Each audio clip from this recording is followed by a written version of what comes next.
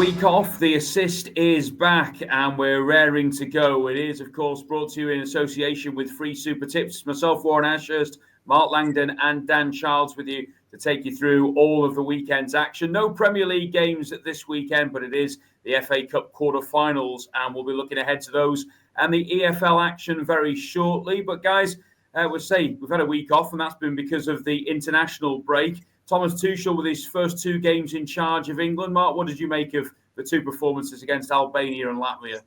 I mean, it was... I don't know, Warren. It's hard to say. These internationals, when there's such a difference in quality, they just don't mean anything really. In terms of what does this mean for the World Cup, doesn't mean anything. You're not going to beat Albania and win a World Cup. You're not going to beat Latvia and win a World Cup. I didn't watch all of the 180 minutes. I'm sort of dipping in and dipping out. I suppose what you would say from what I saw was that it wasn't a million miles off what Gareth Southgate was serving up. And even there was even a couple of chances Latvia had. One in particular. So I still have my concerns about the defence at the very highest level. Biggest question mark has got to be Phil Foden. We went into the last Euros not knowing what his best position sort of was for England in terms of where he fit into the team. Out on the right, he didn't impress again, and there are other players that are more suited maybe to those wide positions. Bowen, plays there often for West Ham. Eze sort of plays out wide.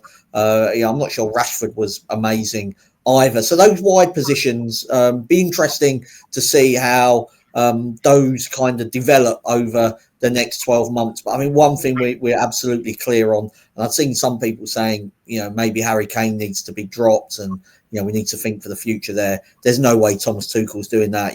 Kane's his man. And I think we take it for granted just how many goals he scores and how easy he finds scoring at international level. And, I certainly wouldn't be advising that we look for a Kane replacement just yet. No, but there were quite a few other faces, shall we say, Dan, that maybe we're not quite used to seeing as much in recent years with England. And Reece James got himself a goal, and as did Lewis Miles Skelly as well. Yeah, those two impressed. The one that impressed me the most, and he wasn't involved in any of the particular goals, but I just thought he looks. It struck me how at home he looked at international level was Morgan Rogers. I thought he just looked at ease out there. He was, his movement was excellent. He just looked like he looked more comfortable on the stage than say Marcus Rashford did, who just looked. To me, he looked like he was having a real struggle out there. Lots of chances to put decent deliveries in, and just put in a string of poor crosses. I thought Morgan Rogers looked good. It's very hard to judge any of the defence because you're up against teams, especially Latvia, who are barely going past the halfway line. But no, Rogers was the one for me that I think he could actually. You're talking about them wide positions. He may actually come through and nail a place down. So you think that, Dan, because Saka's going to play out on the right, I would assume. In the really big games, you imagine it will be Rice, one other, and Bellingham in central midfield.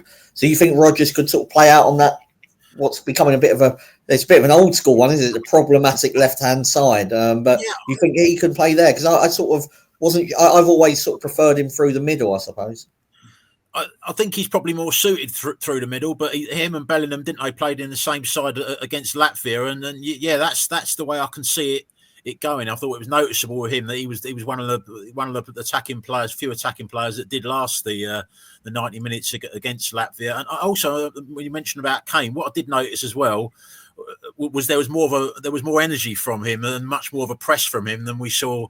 Last summer. I know it's against a poor team, but I noticed there was a bit more spring in his steps, shall we say. So England starting then with 2 wins. A few questions still for Thomas Tuchel, but we're going to concentrate now on domestic matters as well. As we mentioned earlier, no Premier League games this week, and we'd normally, of course, have a big match of the week, but we're going to give equal time to all 4 of the FA Cup quarter-finals, and we'll start off with Saturday's early game. It's at Craven Cottage, where Fulham play host to Crystal Palace. Fulham 13-10 to claim the victory in 90 minutes. It's Palace 11-5 and the draw 11-5. Mark, I think the one thing to point out from this straight away when you look at it is just how evenly matched probably these two teams are. Yeah, I mean, if you're watching on YouTube, you would have just seen me sort of scratch my head, and I think it is a real head scratcher, really. This game, there isn't much between the two teams. Fulham are 6 points ahead of Palace in the Premier League, but I think that's pretty easily explained by Palace's poor start to the campaign. They, weren't quite ready. Elise leaving, and they sort of new look defence. Wharton was injured, so I think there were reasons as to why Palace started the season. So I was going to say averagely, it was even below average. But over the course of the last few months, they've probably been better than Fulham. But then you got the home advantage factor for Fulham. So I think you're right, and the sort of bookmakers agree, don't they? That you kind of read out those prices, and it's a tight one. I don't want to give away the tip too early, but you wouldn't be surprised if it went beyond 90 minutes. I mean, Palace won the league fixture at Craven Cottage 2-0, Dan, and they come into this in great form at the moment. Yeah, Palace won, 2-0 Craven Cottage, but when Fulham won the reverse fixture, they are kind of teams, if you look through their records, that home advantage isn't necessarily worth a great deal to them. Palace for quite a while now have been a very strong counter-attacking team, that performs well away from home. So I agree with what Mark's just said, that there isn't a great deal to choose between the teams. Both having excellent seasons. Fulham still kind of in the mix for that European qualification, aren't they? Palace maybe a little bit too far off for that, but certainly, an FA Cup quarter-final, they're both going to be giving everything to reach the next stage. Dan's just mentioned what I was going to point out there, Mark, whether that might have an impact, that Fulham can still qualify, you would think, maybe for Europe via the league. Palace too far away. Will that be something that maybe plays on their mind? No, I wouldn't have thought. Well, I mean, it shouldn't do. Maybe we'll get to the Nottingham Forest game later on, and Nuno's sort of got more of a decision to make there, because you're talking about Champions League qualification. Now, the FA Cup is going to be everything to Fulham and Palace's season, and rightly so. Fulham have taken this competition seriously from the start, and so have Palace. Palace had a half-decent run, didn't they, in the League Cup as well? So, Glasner, I think in certain years, maybe Crystal Palace haven't always taken these cups seriously, and I think Roy Hodgson was thinking primarily about Premier League survival, but Glasner does want to have cup runs. So no, I think these two teams are going to be at full strength. I'm not one that believes in sort of these bogey teams, but I was speaking to a Fulham fan that I've not looked into it myself, so I'm taking this on trust, but he was telling me that Fulham never beat Crystal Palace at Craven Cottage. It's become sort of one of them things that Palace enjoy their trips to by the River Thames. Yeah, that may well be significant. I mean, we looked at the recent form of Palace. Dan, we said they're on a good run as well, and that has been in the last couple of games without Mateta, who we believe is going to be back fit and playing in this quarter-final. Yeah, that'll be a huge boost for them. You've got Eze will be, buzzing as well, won't it? After his goal for England as well against Latvia. Ismail Assar has really kicked on after a slowish start to the season. So they got a lot going for them, Crystal Palace, and there'd be even if they get through this tie, I think there could be a danger even to some of the really big teams. If they get through later in the competition. Okay, well, that's the thoughts of Mark and Dan. But in terms of the bets, what are we looking at here? Your selection first, Mark. I'm going to go for a draw in 90 minutes. Wouldn't be surprised if we went all the way to penalties. Fulham needed penalties to see off United in the last round. I think as well, because it's settled on the day, the home team, they don't really have to push. They've got 120 minutes to get the job done. So if there was a replay, you can imagine that after 65, 70 minutes, there'd be more of an onus on Fulham to want to get the win and maybe go for it. But both of these managers will be fully aware that it's not about doing it in 90 minutes. You've got 120 minutes, maybe penalties to get through to Wembley. The prize on offer is already considerable. A trip to Wembley should never be sniffed at. Most of the sort of big teams are out of the FA Cup, so there is realistic chance of reaching a final, maybe even winning it. So I think all of that together sort of brings about a big game, tension, not many goals, and that brings the draw very much into play. Do you think it's a similar story, Dan, from your perspective? I do. I've got the same bet. It's one of them. When I first saw the fixture, I fancied Palace to get a result, but then you look at as Mark's mentioned, it's been more than taken account of by the market. Fulham have got home advantage; their odds against, so I can't really make a fantastic value case for Palace. I do think it'll be really tight. Both teams will be prepared to go the distance, and that's what I think may well happen. Okay, well, just to confirm, it's a 12:15 kickoff at Craven Cottage for Fulham and Crystal Palace. It could well be way past lunchtime by the time that things are concluded in that all-London affair. The 5:15 kickoff on Saturday is another all-Premier League clash as well. And it takes place at the Amex Stadium where Brighton take on Nottingham Forest. Brighton 4-5 to claim the victory in 90 minutes. It's 31-10 Forest, and the draw is 29-10. Dan, we'll start with you with this one. This is equally tough to call, in my opinion. It's a tricky one, yeah. I mean, you've got Brighton at first glance, they might look a little bit short when you're looking at the positions in the league. Brighton 7th, Forest 3rd.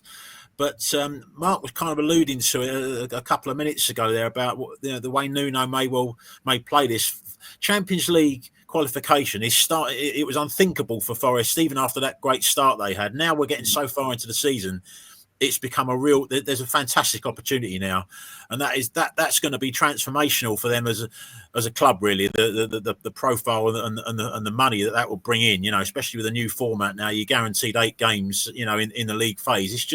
I just think their focus is going to be on that. He's been doing it right through the competition, playing kind of second string teams at Exeter where they nearly got knocked out, against Ipswich at home when they nearly got knocked out. Both of them went to penalties, and Brighton, I mean, looking at their games, and they're taking it a lot more seriously, if you like. The Chelsea home game, they played fantastic, deservedly got through the tie, and I'm actually going to go with Brighton, even at odds on. You think back to that loss at Forest where they lost 7-0. The balance of the Brighton team wasn't right that day. They went with an ultra-attacking lineup. Since then, they've had 6 wins on the trot. Then went on and drew 2-2 at Manchester City, where they came from behind twice to get a result. So they're on a fantastic run of form, Brighton. And I just think that an FA Cup quarter-final should be important to both clubs, but I do think it's a bigger game and a bigger deal for Brighton than it is for Forest. I think Forest's eggs in the main are in the Champions League qualifying basket. I know Chris Wood has been back in New Zealand during the international break with some important World Cup qualifying matches there as well, Mark. I just wonder whether that sort of journey back and forward is not going to be ideal for him, whether Nuno, like we said, might be tempted to change things up front a little bit. Yeah, well, was it Fiji or the Solomon Islands? They put away not the hardest stint Chris Wood will have in his career. Did you see he got booked as well? He went into the crowd to sign autographs and got a yellow card for doing so. But, I think in terms of qualification, Oceania's not the toughest for New Zealand. Now Australia have moved over to Asia, but it makes this game really difficult, I think, for me and Dan to preview, and for anyone, to have a bet on until either Nuno names his team or kind of comes out in the pre-match press conference and declares, what he's going to do. I think it'll. I don't know what Nuno is going to do, so we are second guessing it. I'd like to think an FA Cup quarter-final is not a time to be resting too many players, but he might do, and it's hard for us to know at this stage. But if Chris Wood travelling might be a problem. Murillo played for Brazil against Argentina as well. They got absolute tonking, didn't they, Brazil? So there is that for Nuno to consider. And I know the Champions League's a big deal, but I just think an FA Cup quarter-final should be a big deal as well. It should, no doubt about it. But we also have to point out that there is a midweek Premier League fixture list as well, isn't there? So that also comes into account. Dan, I mean, I just wonder that quite a few of the Brighton squad will still be there from when they previously missed out, of course, on lifting the trophy. they'll look back at that game against Manchester United and think, if only. And I just wonder whether that might give them a little bit of an extra incentive as well here. Yeah, I think most players, it's just such a big game anyway, an FA Cup quarter-final, especially for any club that's you're not part of that kind of big six in the Premier League, where often they're pushing for getting into the Champions League. I just think for most of the other clubs, not just the fans but the players themselves, it's a massive deal. I don't think you can be any more motivated to win the game. But you just mentioned the midweek fixture. That was the clincher. That's the clincher for me. I think if Forest next week had only had a week and then a long wait going into the next Premier League game, I might have felt differently. But I just think having 2 Premier League games to come next week, you can't be certain what he's going to do. But given the teams he's put out in the previous rounds and having those 2 Premier League games coming up, I'll be surprised. Let's say if he goes full strength. Okay, so Dan's going with Brighton, edging towards the Seagulls. Mark, what are you looking at here?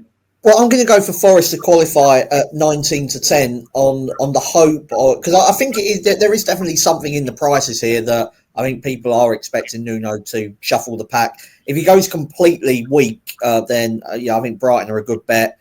If he plays a mix and match team, then prices I think are about right. If it's sort of stronger than maybe people are anticipating, then Forest come into play. And we know that they're good at penalties, that they've already shown that in this competition already. There's not much between them sort of on expected goals this season.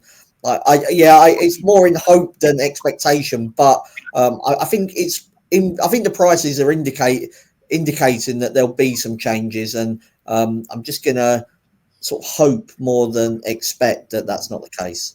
Okay, well, they are the 2 quarterfinals to look forward to on Saturday. 2 more, of course, on Sunday. Slightly later kickoff time for the early one. It's 1:30 at Deepdale for Preston against Aston Villa. Preston, the last of the teams from outside of the Premier League left in the tournament. Preston 11-2 to claim the victory here. Aston Villa 12-25 to win in 90 minutes and 100-30 for the draw. Ordinarily, Mark, your general punter will be turning around and saying, surely this is Villa's to win. Is it going to be as straightforward maybe as it looks on paper? I think Villa will be happy with the draw. I don't think it's straightforward. I mean, Preston have proven themselves to be sort of awkward opponents in terms of the Championship this season. They've got a good home record. And, Aston Villa, Unai Emery's got sort of decisions to make because, they're still in the hunt for European qualification. They've also, the week after, they've got Champions League quarter-final against Paris Saint-Germain that could be season-defining for the club. So will he play absolute full strength? Will he try to manage everyone's minutes over the course of the kind of next couple of weeks? Hard to say. I mean, he's sort of renowned, isn't he, as an expert juggler of resources, and sort of, is one of his real strengths is his ability to fight on multiple fronts. He's got a very good cup record. I would expect Aston Villa to get through. I think there are probably sort of better ways to back Villa, and probably better, I would say they're about 2-5. There's better sort of 1-2, 2-5 shots, I would have thought, on the coupon as well. Because, as we've said earlier, you don't need to win in 90 minutes. And if it is a draw after 70, 75 minutes, that desperation that you might get if Villa were looking for maximum points in a game isn't necessarily going to be there. I mean, you go back to the third round. Do you remember Tottenham played Tamworth, and that was a draw after 90 minutes? But Spurs knew that they had, that they had the resources to let it go to 120. And I do think that mindset makes it sort of slightly, I would say, more risky for anyone sort of steaming into short prices. For those who are tuning in to watch this week's show, Dan, and haven't seen much of Preston this season, what can we kind of expect from them, and how do you think Paul Heckingbottom might, take this game on? Well, they're quite defensively. They're a strong side. A lot of draws in the Championship. Only lost 2 games at home, so they are tough to beat at Deepdale. I think they got through a League Cup tie on penalties against Fulham earlier in the season. I think Fulham rested, I think it was virtually a second string Fulham outfit. Yeah, and I think that penalty shootout's still going on. It was, that was incredible, wasn't it? Yeah. How many penalties was it? It was in the 20s, nearly a record. Yeah. I think, it was pushing a record. And I think Arsenal went there, didn't they, and won in the round afterwards 3-0. But I mean, their run in the cup, they've had quite a bit of luck with the draw. I mean, you talked about them being the only non-Premier League team through, but a lot of this is the first Premier League team they're actually going to be playing as well. They played at home to Charlton, home to Wickham, Burnley at home, which might have seemed difficult on paper, but then Burnley basically played the reserve, so that gave them a better chance in that match as well. So they've had a nice little run through. All three of those draws are at home as well. Wickham, they needed penalties as well to get through that tie. So what I would say is that in the Championship, they haven't really got a great deal to play for. Although clearly they're going to be up for the game anyway. Everything's going to be thrown at it for them for a cup quarter final. But they're not going to go up. They're not going to go down. But I would say they can be tricky opponents for Aston Villa. But certainly Aston Villa, you would expect to have the quality over the course of the game. As Mark mentioned, we're talking about what team Emery's going to put out. That part of that could be influenced as well by the fact he knows he's got extra time. He can kind of like maybe have some of the cavalry waiting on the subs bench and bring them on as the game goes on. That's another danger, as Mark's mentioned, about going steaming into Villa at a short price to win in 90 minutes, and a lot of their better players could be starting on the bench. There's a few Rothmans books behind Mark today for the assist, and if you dusted down some of the dust off them, you'd see that these two teams were relatively regular winners back in the black and white days, Mark. So, it is going a bit of a historic look at this game at Deepdale. But in terms of value, you mentioned there maybe better bets than Villa. But what would you be looking at in terms of a bet here? I would just say that I'm in the office today, so I'm behind the bookcase that has got a few Rothmans, mainly form books going back many, many years from a racing point of view. So, it might be easier to find the winners if I'm looking at the form book from 1984. Might finally be able to back a winner over the jumps. But in terms of this game, I'm going for Aston Villa to win and under 3.5 goals. Arsenal went there to Deepdale and were 3-0 winners in the end. But if you have a look at it, they're unbeaten at home in 15, Preston. So they are sort of, competing well in the Championship at home.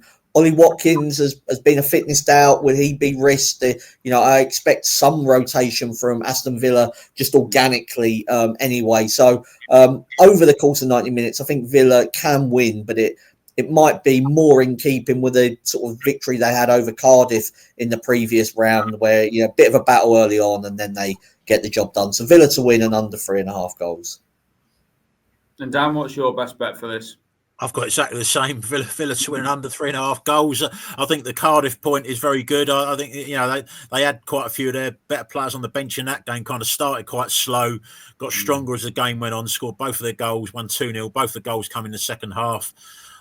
This is a bit tougher because it's away from home, but I still think they'll probably get the job done in 90. I wouldn't be as confident in that to be putting Villa in any accumulator bets, but to boost the price, Villa and under 3.5 goals, that would be my selection.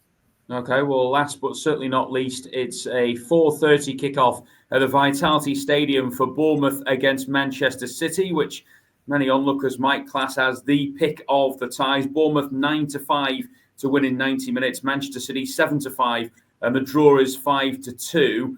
And Bournemouth have already beaten City, of course, in the league earlier on in the campaign. Dan, I have to say the home form hasn't been that great over recent weeks, though. Is that a bit of a concern for you? I think so, yes, yeah, because they watch the game against Brentford that they lost 2-1. Brentford, I thought, caused them quite a few problems and probably deserved a win by the end. So, I mean, the game before that, when they drew at Spurs, I thought they were outstanding in that game at Spurs. Should have won. But you are talking now. It's a bit of a poor run though that they've kind of got on now. I think it's 5 games now in total without a win, most of them defeats. So there's a bit of a rocky spell. Man City is still not consistent, are they? Twice took the lead against Brighton and were pegged back, drew that game 2-2. I do feel Man City are playing better, certainly better than they were first half of the season, though. And I think the FA Cup, I'll throw it out there, is just a massive deal for them now. Clearly, they're going to be pushing for, got work to do yet, quite a bit of it in the race for Champions League qualification. but I don't see them taking this game lightly. I think they're going to be desperate to kind of make amends for a difficult season by winning a trophy. I watched that game against Brighton, Mark, and I have to say I saw the City lineup and I was expecting a big performance from them. I thought they might, put a performance in that would maybe frighten Bournemouth a little bit ahead of the FA Cup. But I have to say, Brighton probably should have won that game overall. Yeah, it was another relatively flat performance. There've been excuses, I think, for some of City's subdued shows throughout the campaign, and they had injuries, and the new players were bedding in, blah blah blah. There wasn't that many excuses for. Yeah, I agree. I thought it was not a performance that suggested, right, we're definitely getting Champions League football. And if anything, Brighton were slightly brighter. It would concern me, I think, that can Guardiola raise the troops now? Because they've been so used to winning sort of bigger prizes. I do agree with Dan that the FA Cup is monumental to their season now, and a trophy can paper over some of the cracks. But I do wonder whether the fire is in the bellies of some of these players that have won absolutely everything. The 2-1 favourites to win the FA Cup. I think you could look at their sort of squad, look at what's left, and say that's a good bet. 2-1 to beat this mob that's remaining. You could also look at it and just say, well, like they've look at their performances and results against the teams that are still left in it. As you mentioned earlier, they've already lost at Bournemouth. They lost at Nottingham Forest. They lost at Aston Villa. Crystal Palace have caused them some problems as well. Fulham lost 3-2, but with a better side at the Etihad. It was just Adama Traore had one of these days, jigsaw falling to pieces in the box. But they haven't got great record against sort of most of the teams that are left in the competition. So still plenty of hard work for them to do. Regular assist followers will know that, Bournemouth were the selection at the start. So fingers crossed that the Cherries can get the job done. Was hoping for an easier draw. To love Preston at home. It is what it is, but certainly not giving up hope that Bournemouth can knock City out. And if they do, absolutely wide open for whoever's left. I was speaking to somebody who'd seen Bournemouth a few times recently, Dan, and suggested that maybe there was a bit of tiredness setting in, maybe a bit of rotation, particularly in the attacking positions, might be needed. But I wonder whether Iraola might decide to stick with the players that have kind of got them where they are at the moment. I think he will. I mean, I think with Bournemouth, the squad, it's not massive depth in the squad anyway. You still, their injury situation has improved to what it was about a month ago, but there's still not huge resources for them, coming off the bench. So I just think he will. He pretty much knows, about 9 of his 11 are his strongest team, and are going to play. For me, I've got reservations about Man City, absolutely, but it's just one of them where I look at the prices. The price has just got too big for me. 7-5 City. They have got the better players. When it comes to match-winning moments, and I think it could be a tight game of ding dong. Not a lot to choose between the teams, but I just think in the moments that matter, they may have a little bit too much. Okay, Dan's going with City. I've got the feeling that you might, with what you said, Mark, still stick with Bournemouth. I mean, we've stuck with them since the start of the tournament. I'm going to go for under 3.5 goals in this game. I mean, it used to be, didn't it? Over under 2.5 was like the regulation line. It's sort of over under 3.5. It's 7-10 for under 3.5 goals. Bournemouth, 12 of their 14 home games this season have been under 3.5 goals. And Man City have played 2 Premier League away games since they had that disaster at Arsenal. And I don't think there's any question that Pep Guardiola has tried to tighten City up and make them less entertaining, if you want. And both of those games were 1-0. They won 1-0 at Spurs. They lost 1-0 at Forest. And I just think it is a big game for both teams. And like Bournemouth, at times, absolutely ripped City apart in that sort of Premier League game. And Guardiola's going to nullify those threats. Kirkes, I don't expect them to be playing risky football at all. I think two sort of different styles of play, but kind of with the same ethos, might cancel each other out. And it might actually not be as exciting a game as what it looks like on paper. So under 3.5 goals. Okay, well, that is our thoughts then on the FA Cup quarterfinals. I have to say, I've not looked forward to the quarterfinals as much as this in a long time. I think there's some cracking matches or good matchups to look forward to. So fingers crossed it lives up to expectations. Of course, Premier League action returns in midweek, as we said, and we're going to give you best bets from both Mark and Dan for those fixtures. Just to mark your card, firstly, that there are 4 games taking place on Tuesday evening. Arsenal against Fulham, Bournemouth versus Ipswich, Wolves against West Ham, and Nottingham Forest play host to Manchester United. A whole raft of games on Wednesday as well, 5 in total. Brighton against Aston Villa, Manchester City host Leicester, Newcastle against Brentford, Southampton face Crystal Palace, and Liverpool against Everton in the Merseyside derby. And then just the one game on Thursday, but it's a cracker to look forward to at Stamford Bridge when Chelsea play host to Tottenham. Mark, out of all of those fixtures, where's your best bet for the midweek action? Well, I think producer Ben, a Chelsea season ticket holder, would like me to say that it's Chelsea to beat Tottenham, but and that they probably will. In fairness, they usually do. But on the Wednesday, I thought Crystal Palace should have been shorter than 4-6 to beat Southampton at St Mary's. Like how bad does Southampton have to get before people sort of realise that they're shocking? They've lost 11 of their last 12 games in the Premier League. That included last time out against the Wolves team that was missing Cunha. They were even beaten in the FA Cup by a reserve Burnley team that in the next round went out comfortably to Preston. So I know form lines don't work it exactly like that, but we're talking about a team here because they're low on confidence that you couldn't fancy them to beat half the Championship the way it's going. Crystal Palace, obviously, they've got a big game on Saturday, but Saturday to Wednesday should be enough time to recover. So, yeah, I mean, it might not be the most glamorous game on the midweek card, but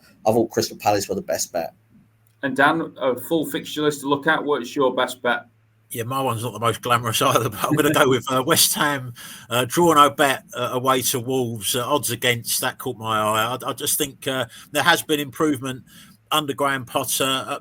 They seem to be playing better away from home as well. Some of the home performances, they kind of struggle to get a tempo out. I know away from home, the 1-0 win at Arsenal was really impressive. A decent performance as well at Everton. I can just, their away performances are improving quite quickly, and Wolves, as Mark just mentioned, still no Matthias Cunha. I think his ban got extended to 4 games. This will be the 3rd match of it, and the 2 games so far without him, they've had a 1-1 draw at home to Everton and that 2-1 win away to Southampton. As Mark just mentioned about how poor Southampton are, winning 2-1 there is not necessarily the greatest result and the greatest performance. So I just think West Ham, with the improvement that they've had and how strong they're looking away from home, odds against, away to a team that they're 8 points above in the league as well, is worth taking. Yeah, I wouldn't disagree with that. I also think, by the way, that Brentford are a big price at Newcastle, which could be a bit of after the Lord Mayor's show following the EFL Cup. They've got Anthony Gordon likely to be out. Hall also missing as well through injury. I noticed that Brentford are about 23-20 double chance at St James's Park, so that might be worth considering for midweek as well. So a whole list of Premier League action to look forward to in midweek. Up next for us, it's the EFL. Do you want football free bets? All the best offers from your favourite bookmakers can be found in one place. Check out racingpost.com/free-bets to find out more. Racing Post, stay ahead of the field. Well, this week's EFL Match in Focus takes place on Friday evening. It's a big game at the top end of the Championship table with Sheffield United play host to Coventry. It's an 8 o'clock kickoff Friday night at Bramall Lane. Second against 5th in the battle, of course, for promotion. The Sky Blues have lost just 1 the last 5 meetings with the 2 sides. The Blades, 1 win in the last 3 home matches. Could there be a bit of an upset here, Dan, or do we think that Sheffield United will get another big 3 points in their battle for promotion? I think there will be. I don't even know if I'd call it an upset, really, because I think Coventry, my tip is Coventry or draw double chance, so to Coventry to avoid defeat. They've actually taken Coventry the highest number of points in the Championship in 2025, 31 points. So that just shows you how well they're playing. 10 wins in the last 12 Championship matches, and in a league of like the Championship, which is so competitive and hard to get on winning runs. That is a hell of an effort for them, and they've done it at times without some key players. Haji Wright, big player for them, has been injured. He recently come back and he got a hat-trick in a 3-0 win at home to Sunderland before the international break. So they're in really good form. I would expect them. They've got themselves into the playoffs now, 2 points inside the top 6. I would fancy them to get to finish in those playoffs. Coventry. Frank Lampard, just to mention, he's done a lot of reservations, including from himself. Really, when he took the job, he'd had difficult times in charge of Everton and Chelsea, but he had done a decent job in the Championship with Derby before, and he's doing a very good job with Coventry, as has to be said. Sheffield United they've done great in grinding the results out. We mustn't forget that with a 2-point deduction, they've actually gathered the most points of any team in the league. They're joint top with Leeds at the moment on 80 points in a 3-way battle for those top 2 positions. Burnley are 2 points behind them. But a lot of their results are a grind. 7 of their last 8 wins have been by a single goal. Got a great 1-0 win away to Sheffield Wednesday before the break. And I just think at home they have been dropping a few more points recently. The 3 home defeats have all come this side of Christmas. There's a bit of vulnerability there. I remember Hull going there not too long ago and beating them 3-0. I just think that Bristol City, their last home game, got a 1-1 draw there. And Coventry, I think, are probably a slightly better side than Bristol City. So Coventry to get at least a point. Yeah, double chance for Coventry is 8-11, by the way. And in terms of the prices for the full-time results, Sheffield United 21-20, Coventry 13-5, and the draw 23-10. Well, that's our EFL match in focus. We'll go to the EFL selections now, and Dan's got 3 for us to choose from as ever. And who's your first pick this week, Dan? Yeah, going to start off in League One with Peterborough, draw no bet away to Reading. Now Peterborough probably got. Well, no, probably they've got less to play for than Reading. They're kind of got a nice little gap now to the relegation zone. They were dragged into trouble a while back, but they're now 8 games undefeated in all competitions, going really, really strongly. Fantastic win at home to Charlton, 3-0 last weekend. Charlton have been one of the form teams in League One, so they're absolutely flying, Peterborough. I think they're going to be looking to keep that momentum going now. They've got an EFL Trophy final against Wrexham, to look forward to next month. So they want to be, in good heart going into that game. And they're against a Reading team that are kind of unbelievably, with all the off-field issues they've had, they've hanging on in there in the race for the playoffs. Reading, but some of their performances haven't been that great. Drew at home to Exeter wasn't a fantastic performance. A draw away to Crawley as well in recent times. So although they're on a bit of an unbeaten run, Reading, a lot of those performances in there haven't been that great. So I just think Peterborough, Kwame Poku, who's recently come back from injury as well, they're absolutely flying. I think they'll get the job done in that game. Yeah, gonna carry on, continuing to League Two with Salford to win away to Bromley. Both of these two teams got an outside chance of getting into the playoffs. Salford are a point better off, played a game less, so they've got probably a better chance. Last time out, had a fantastic 1-0 win away to Grimsby. Were worthy winners against a team that was sitting in the playoff positions. I think they can go and win away to Bromley. They've had a fantastic season since going up from the National League. Signs recently, though, their form's starting to dip a little bit. Lost 2-1 away to Carlisle last weekend. The shot count in that game was 20-12 in favour of Carlisle. So Carlisle, the bottom team, really battered them during the game. So Bromley look like their form's dipped a bit. I think Salford, who have got a lot of their players back from injury now, can go and win there.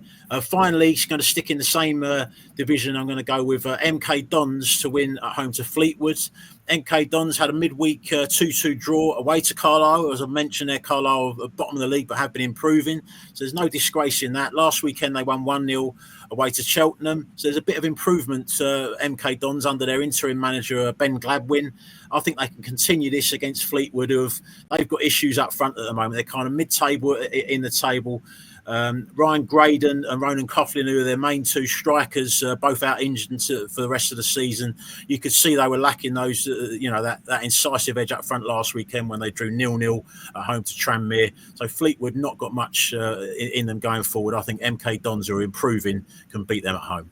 Okay, so Dan's 3 EFL picks for this week: Peterborough, Salford and MK Dons. Time for Mark now to give us his bet builder, and I think this is going to be for Bournemouth Man City, Mark.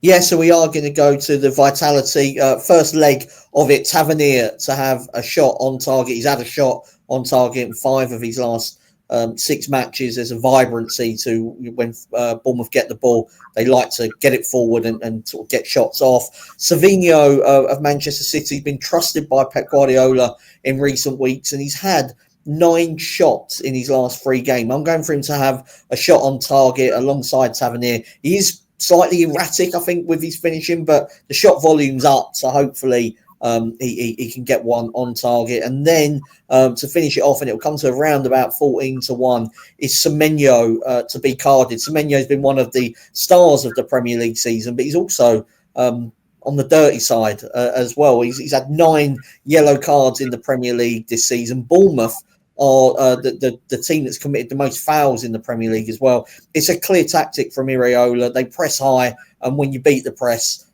they commit fouls. It was something that Pep Guardiola became famous for, or infamous for, Man City and at Barcelona. And they've both been taught really from Bielsa in terms of sort of Guardiola references Bielsa a lot in sort of his philosophy. And Iraola played under Bielsa, and that was one of the things that Bielsa used to do when the press didn't work. So Tavernier to have a shot on target, Savinho to have a shot on target, and Semenyo to be booked. Okay, well, that's Mark's bet builder for this week. He's also got a prop shot. I'll let you into a little secret. I've seen this, and I really fancy it as well, Mark. Now you've put it forward. Yeah, so if you go back to the sort of I think it was the first show after the January transfer window had closed, and you asked us for the kind of the highlights or one to watch, and Dan picked out Asensio from Aston Villa as somebody that he thought was a really good signing, and so it's proving. So he's 13-2 to score the first goal against Preston, and he's had a brilliant time of it. He's got 7 goals for Aston Villa in his last 265 minutes of action. Doesn't always start, but this is the sort of game where you think he probably will, and it's not sort of a fluke, I don't think, really, the amount he's goal return, because he's shooting a lot as well. He's had 12 shots in those 265 minutes. Now, obviously, you can't, that rate will slow down, 7 goals from the last 12 shots. But I actually think the shot volume is decent, dropping down against Championship. He's a quality player that's played for Real Madrid, for Spain and Paris Saint-Germain. And I thought 13-2 might be overpriced for him to get the opener. Okay, well, we're going to move on now to the assist treble. And we will start with a selection from each 3 of us. So we'll start with Dan's pick first, then Mark, then myself. Dan, who's your assist treble pick this week? Yeah, play up Pompey. We're going to kick off with Portsmouth at home to Blackburn. Fortress Fratton Park's been crucial for them, really, in their survival bid. 9 of their 11 wins have come there. Beat Leeds 1-0 there as well, the last home win. A fantastic performance. It's a tough place for any Championship team to go to, and the Blackburn are going there, and they're struggling really since Valérien Ismail's gone in there. Only 1 point in 4 games under the new manager. A 2-1 loss at home to struggling side Cardiff before the break. So not great form for them going away to Portsmouth. I fancy Portsmouth to beat them. Okay, so Portsmouth for Dan. Mark, who's your selection? I'm also in the EFL this week, where I'm going for Stockport to beat Burton. Now, I think Burton are improving. It still looks like they're going to be relegated, but even despite the fact that they picked up, they still have lost 3 of their last 7 games. There's a big quality difference between themselves and Stockport. Stockport have won 4 of their last 5 at home. Had a setback, I suppose, last time out against Wrexham, but that's a difficult away game. I watched them in the previous away game when they won at Bolton, defended brilliantly, looked lively, sort of in the forward positions as well. And I was really sort of taken by their performance on that occasion. What was a difficult game, of course, away to Bolton. So this is a drop down in class, and I expect Stockport to carry on there, sort of whether it's a playoff or promotion push. Maybe it's both against Burton. Some goal, that winning strike as well for Stockport. That was absolute beauty. I don't normally like to go against Dan, but I am on this occasion, because I'm going to go with Bromley to beat Salford from his selections earlier on, of course, in the EFL. But 6-4, was slightly tempted by the price, really. I know what Dan was saying about maybe recent form. I think at home, they've collected 10 points from the last 5.